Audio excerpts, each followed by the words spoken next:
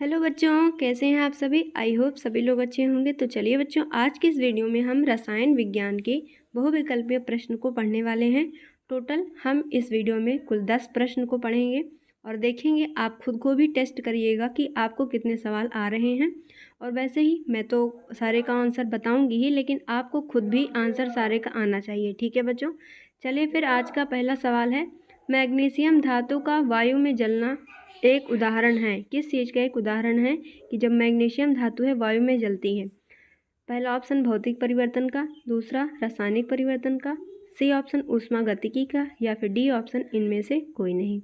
तो हमारा इस क्वेश्चन का आंसर क्या हो जाएगा बच्चों? आंसर नंबर बी, रासायनिक परिवर्तन का। ठीक है, तो अच्छे से इसको देख लीजिए, अच्छे से लर्न कर लीजिए और नोट ज़रूर करते चलिएगा। ठीक है, चलिए फिर बढ़ते हैं सेकंड क्वेश्चन की तरफ। आज का हमारा जो सेकंड क्वेश्चन है वो है, यदि उत्पादन अधिक स्थायित्व रखते हैं तो रासायनिक अभिक्रिया होती है। मतलब ऑप्शन नंबर ए संपन्न होती है, ऑप्शन नंबर बी संपन्न नहीं होती है, ऑप्शन नंबर सी अत्यधिक तीव्र होती है, या फिर ऑप्शन नंबर डी निम्न गति से होती है।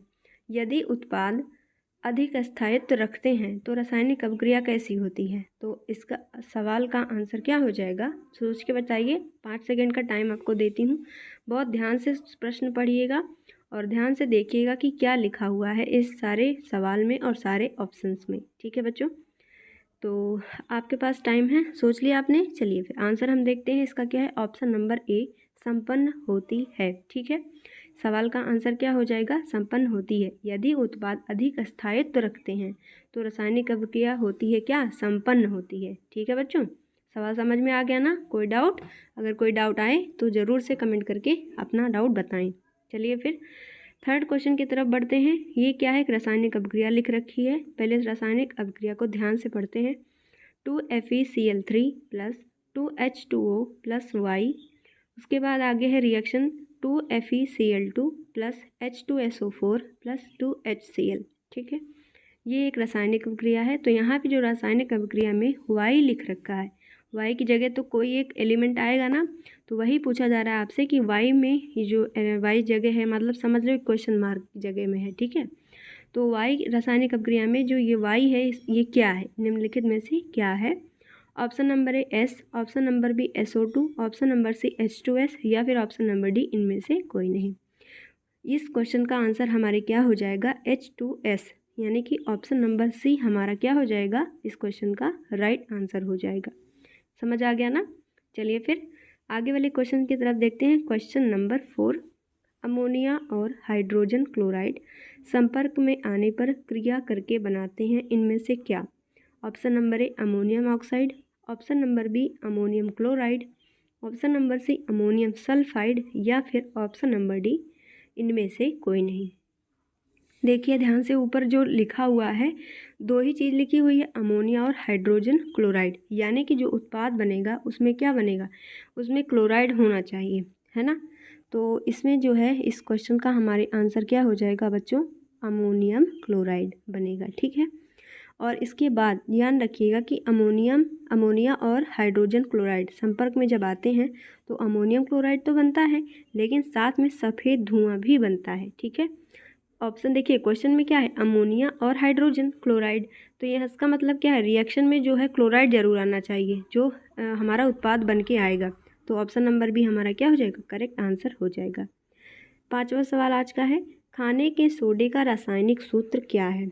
तो आपको ये तो आना ही चाहिए, है ना? बहुत ही ज़्यादा इजी सवाल है। ऑप्शंस हमारे सामने क्या क्या है देख लेते हैं। ऑप्शन नंबर ए है Na2CO3, option number B NaHCO3, option number C NaCl, या फिर option number D NH4Cl। Sodium, देखो खाने का पूछा जा रहा है, खाने के सोडे का रासायनिक सूत्र क्या है? एक चीज़ मैं आपको यहाँ बताना चाहूँगी बच्चों, जहाँ पे देखो बीच में H लग जाए उसका मतलब हमेशा आप उसको बाई पढ़ेंगे। ठीक है, जैसे ऑप्शन नंबर बी लिखा NaHCO3, तो इसको हम क्या Na क्या होता है? सोडियम होता है। तो सोडियम H को क्या पढ़ेंगे? बाई। CO3 क्या है? कार्बोनेट। तो लिखेंगे इसको, पढ़ेंगे सोडियम बाई कार्बोनेट, और यही हमारे इस क्वेश्चन का सही आंसर है। अब इसी ऑप्शन में एक नमक का सूत्र लिखा हुआ है, क्या आपको पता चल रहा है कि इसमें नमक का सूत्र कौन सा है? जरा देख के बताओ तो। चारों ऑप्शन में नमक का सूत्र कौन सा है? NaCl, sodium chloride. इसी को क्या कहते हैं? नमक। ठीक, चलिए बढ़ते हैं अब हमारे छठे क्वेश्चन की तरफ। हमारा छठा क्वेश्चन है, सल्फ्यूरिक अम्ल में अम्लीय हाइड्रोजन परमाणुओं की संख्या कितनी होती है? क्या पूछा जा रहा है? सल्फ्यूरिक अम्ल में अम्लीय हाइड्रोजन परमाणुओं की संख्या कितनी है? ऑप्शन नंबर ए है 0, option number B 1, option number C 2 या फिर ऑप्शन नंबर डी 3। तो बताइए इस क्वेश्चन का आंसर क्या होगा? ध्यान से क्वेश्चंस को सुनिए। अब सल्फ्यूरिक अम्ल में अम्लीय हाइड्रोजन परमाणुओं की संख्या कितनी है? तो इस क्वेश्चन का हमारा करेक्ट आंसर क्या बनेगा बच्चों? ऑप्शन नंबर सी यानी कि 2। अम्लीय हाइड्रोजन परमाणुओं की संख्या यहाँ पर कितनी होगी? 2 होगी। ठीक है, चलिए और सारे क्वेश्चंस आपको समझ में आ रहे हैं ना? बताइएगा और अपना यार फीडबैक आप लोग देते ही नहीं हो, फीडबैक ज़रूर दिया करिए। और जो भी पढ़ना है देखिए, अभी मैं देखो सामान्य ज्ञान मैंने शुरू कर दिया है, साथ साथ में अभी हिंदी का भी शुरू करूँगी, इंग्लिश का भी लाऊंगी। तो सारी चीज़ों को आपको सारी चीज़ों को पढ़ते चलना है। कोई भी डाउट आए तो ज़रूर से कमेंट करके बताइएगा। ठीक है बच्चों, चलिए 7वां क्वेश्चन आज का हमारा क्या है? शुद्ध जल का पीएच मान कितना होता है? अब यहाँ पे मैं आपको एक चीज़ और क्लियर कर दूँ। देखो पीएच मान 3 तरीके का होता है, अम्लीय होता है, क्षारीय होता है और एक बीच का होता है। देखो मेन पीएच होता है 7 जो कि न्यूट्रल होता है। ठीक, अब 7 से कम जिसका भी होगा, जैसे 7 है तो 7 से कम में कितने नंबर आएंगे? 6 होगा, 5 होगा, 4 होगा, 3 होगा, 2 होगा, 1 होगा। 7 से कम जितनी भी वैल्यूज़ आप यहाँ पे देख रहे हैं वो सभी अम्लीय होता है। लेकिन 7 से प्लस जितना होता चला जाए, 8, 9, 10 एक्स्ट्रा, ठीक है, तो ये सब क्षारीय में आ जाता है। तो अगर 7 है तो मतलब न्यूट्रल है, ना तो अम्ल है ना तो क्षार है। तो पूछा जा रहा है शुद्ध जल का पीएच मान, तो शुद्ध जल क्या होता है? ना तो अम्ल में होता है ना तो क्षार में होता है। तो इसका आंसर क्या बन जाएगा? 7 इसका सही आंसर बनेगा। 7 से प्लस में क्षारीय विलयन आ जाते हैं और 7 से अगर कम होगा तो वहाँ पर अम्लीय विलयन आ जाता है, जो कि स्वाद में कैसा होता है? खट्टा होता है। ठीक, अब आपने नींबू चखा होगा और कई बार संतरे जो होते हैं वो भी कुछ खट्टे होते हैं, तो ये सभी क्या आएंगे? अम्ल में आएंगे, क्योंकि इनका पीएच मान क्या होगा? 7 से कम होगा। ठीक, जो कि अम्ल जो है थोड़े खट्टे प्रकृति के होते हैं। अब जैसे हमारा ब्लड है वो क्या है? क्षार है, उसका जो पीएच मान होता है कितना होता है? 7.4 होता है। चलिए आज का हमारा 8वां क्वेश्चन है, प्रबल अम्लीय विलयन में मैथिल ऑरेंज सूचक का रंग होता है। मतलब क्या है क्वेश्चन का? एक अम्लीय विलयन है जो कि बहुत ही ज़्यादा अम्ल है उसमें, तो इसीलिए उसको कहा गया है प्रबल अम्लीय विलयन। इसमें मेथिल ऑरेंज का सूचक का रंग क्या होगा? अगर उसमें मेथिल ऑरेंज मिला दें तो वो कलर जो हो जाएगा वो किस कलर का होगा कि हमें पता चल जाएगा कि इसमें क्या है?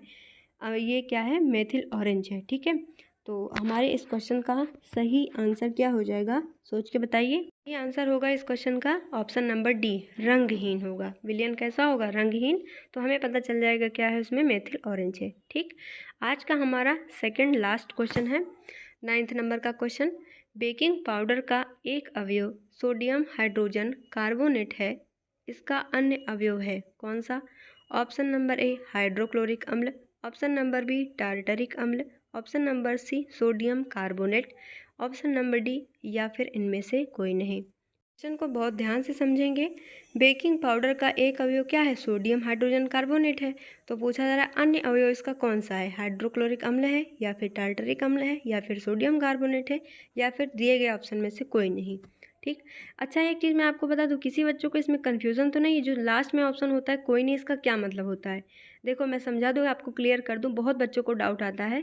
जो ऑप्शन में लिखा होता है ना, इनमें से कोई नहीं, देखो या फिर कोई नहीं लिखा रहता है, तो मतलब ये इसका है ये नहीं, उस क्वेश्चन का मतलब ये नहीं कि हुआ है कोई है ही नहीं, उसका मतलब ये होता है कि इनमें से दिए गए ऑप्शन में कोई नहीं। ठीक है, चलिए आज के हमारा लास्ट क्वेश्चन पे हम आ चुके हैं और लास्ट क्वेश्चन क्या है? H2S विलयन का पीएच मान कितना होगा? क्वेश्चन का आंसर करने से पहले आपको ये पता होना चाहिए जो क्वेश्चन में आपसे पूछा जा रही है अम्ल है कि क्षार है। H2S विलयन क्या है? पीएच मान पूछा जा रहा है ना आपसे, पहले आपको पता होना चाहिए ना कि ये क्या है, अम्लीय विलयन है कि क्षारीय विलयन है।